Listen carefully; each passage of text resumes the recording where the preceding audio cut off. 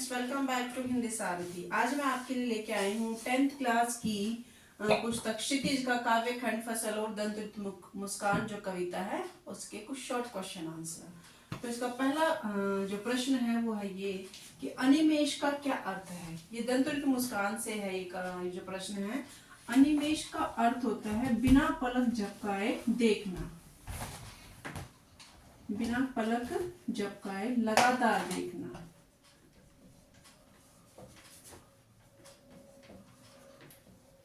लगातार देखना, बिना पलक झपकाए देखना, एक ही अर्थ है। कवि के अनुसार फसल क्या है? तो जो फसल है वो परिश्रम, लगन और प्रकृति का जादुई सहयोग है। जब प्रकृति मिलती है और मनुष्य का जो परिश्रम होता है, इन सब के सहयोग से फसल तैयार होती है।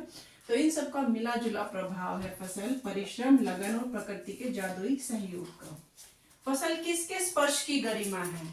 तो यहाँ पर जो किसानों के हाथों का जो स्पर्श है तो ये उसकी गरिमा है, हाथों के स्पर्श की गरिमा है। फसल किसके स्पर्श की गरिमा है? हाथों के स्पर्श की। फसल किसका रूपांतर है? रूपांतर यानी कि किसके जो है माध्यम से जो फसल है वो तैयार होती है। किसान मेहनत करता है, नदियों का पानी लग जाता है, लेकिन इन सब के बावजूद भी किसी एक वस्तु की आवश्यकता होती है, वो है क्या? सूरज की किरणें। तो सूर्य की किरणों का रूपांतर है फसल।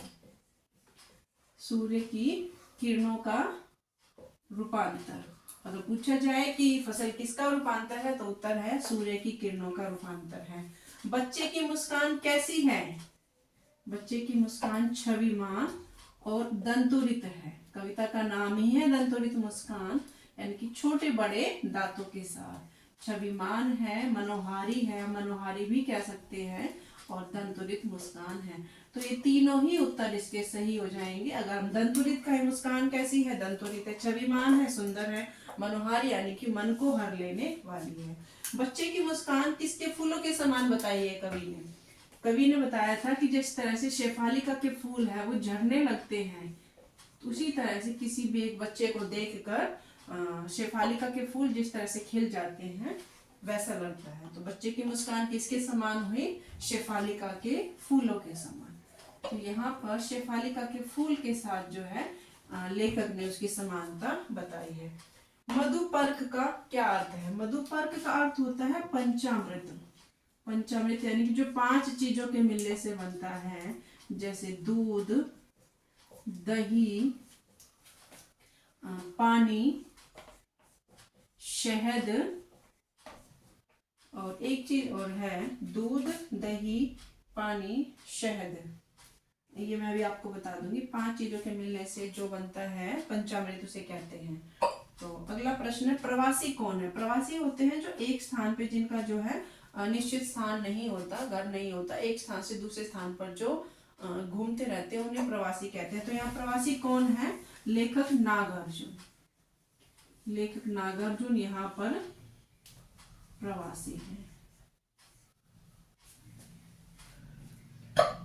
तो ये थे इस कविता के कुछ शॉर्ट क्वेश्चन आंसर। तो मैं आपको एक मिनट स्टूडेंट्स, मैं इसको थोड़ा ठीक कर देती हूँ।